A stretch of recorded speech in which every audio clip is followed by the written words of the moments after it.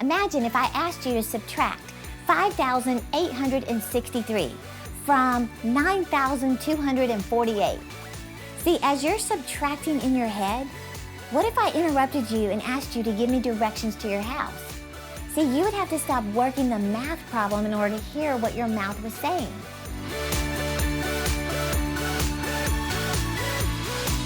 Hey, I'm Terry Savelle Foy, your cheerleader of dreams. You know, one of my favorite quotes of all times is this: "The secret of your future is hidden in your daily routine." Of course, you may know when I changed my routine, it changed my whole life. Well, one of the biggest keys I learned to change my routine was listening to inspirational messages that pointed my life in the right direction. So I want to ask you to subscribe to this podcast so you get constant coaching to help you live your dreams. In fact, today I want to share with you my personal list of positive affirmations to help you change your thoughts and change your circumstances. Now, I'm going to show you how to access that list in just a minute, but first, I want to teach you the importance of how just making a shift in your thoughts, your outlook about life, about everything, it can change your whole outcome. Do you know, even in science, they have proven that just changing your perspective changes your results. Now, I was listening to this podcast, and it was this fascinating study done by testing 84 housekeepers in 7 different hotels. Now, think about this: 84 housekeepers, 7 different hotels across the United States. Now, these housekeepers, they're on their feet all day long. They're burning a ton of calories just doing their job. Well, what's interesting is they don't seem to view their work in this light. In fact, they were asked, "Do you exercise regularly?" 2/3 said, "Nope, not at all." Now, on a scale of 1 to 10, they said, "How much exercise do you get?" 1/3 of the housekeepers said, "0. I get no exercise at all." Isn't that crazy? So the researchers thought, what would happen if we could just change their perspective about their work? So they took these women, they split them into 2 groups, they measured them, in a variety of ways. They measured their weight, their blood pressure, their body fat, their satisfaction with their job. They took half of them and they gave them a simple 15-minute presentation, showing them this big poster and this big presentation that said, "Your work is amazing exercise. In fact, it more than satisfies the Surgeon General's requirement of about 30 minutes or more of moderate physical activity." Then they told them, "You should expect to receive amazing benefits." Now, this was just in a 15-minute presentation. The other group, they did nothing with. They just measured them, didn't give them a presentation. Well, came back 4 weeks later, measured them again. Think about this. The groups who didn't receive the information did not change. The groups who did, they looked different, they dropped weight, they reduced their blood pressure, they dropped body fat, and they reported to liking their job more.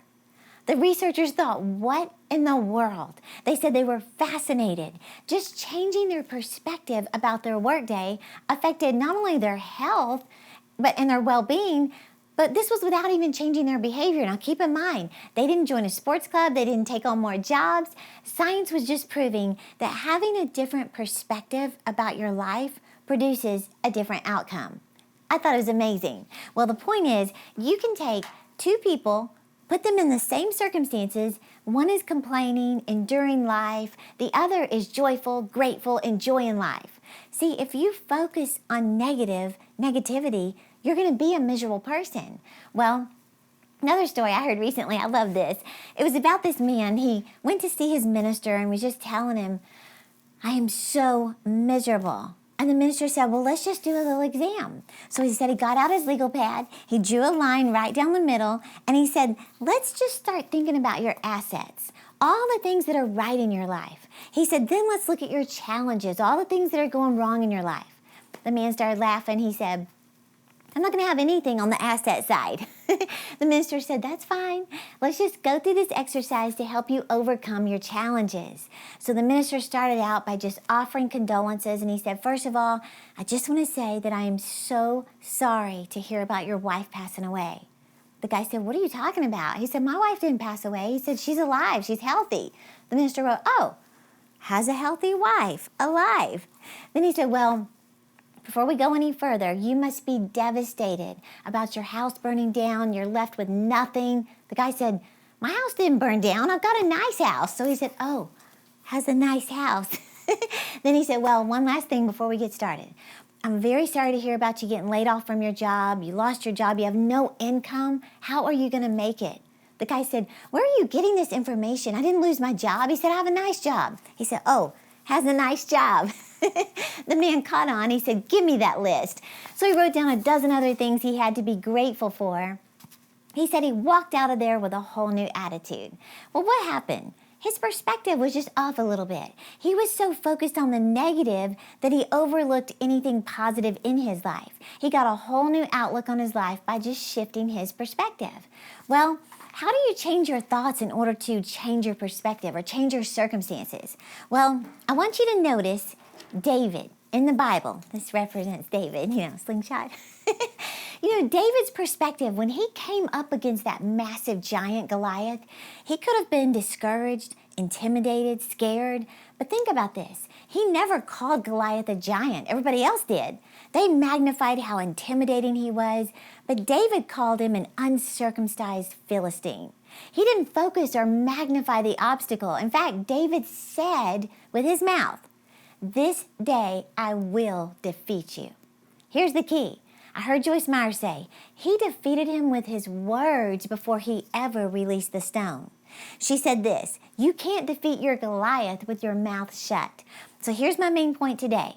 You defeat wrong thoughts with words, not with other thoughts. See, you can't try so hard and think something else that your bad thoughts just go away. Well, it's just a matter of time before your mind goes right back to where it wanted to be. No, you change your thoughts by changing what's coming out of your mouth. Now, let me illustrate this real quick. Imagine if I asked you to subtract 5,863 from 9,248. See, as you're subtracting in your head, what if I interrupted you and asked you to give me directions to your house? See, you would have to stop working the math problem in order to hear what your mouth was saying.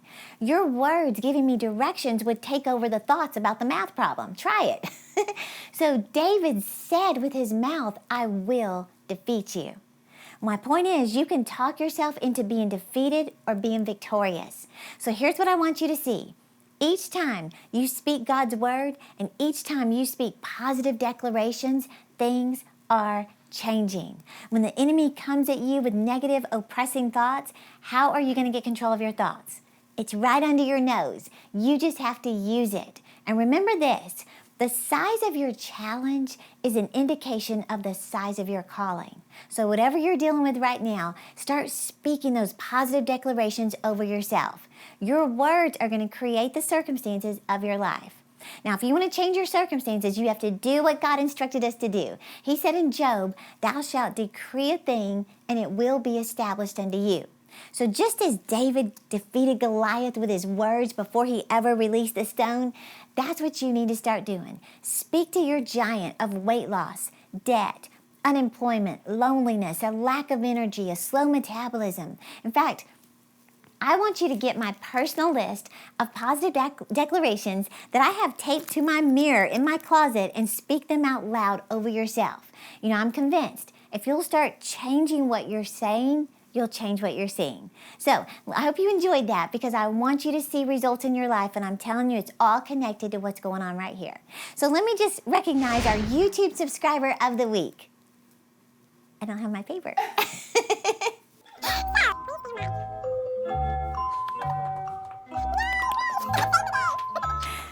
So our YouTube subscriber of the week is Rose Lamont TV.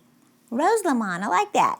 This is what they write. I'm also a living proof that vision boards work. I started listening to you last year, and it was the best decision I made in the early part of 2018. Thank you, Rose Lamont. God exceeded my expectations, and everything I wrote down and created on my vision board were manifested. I just made my vision board, and I'm sharing it on my YouTube channel to motivate others just as you did for me.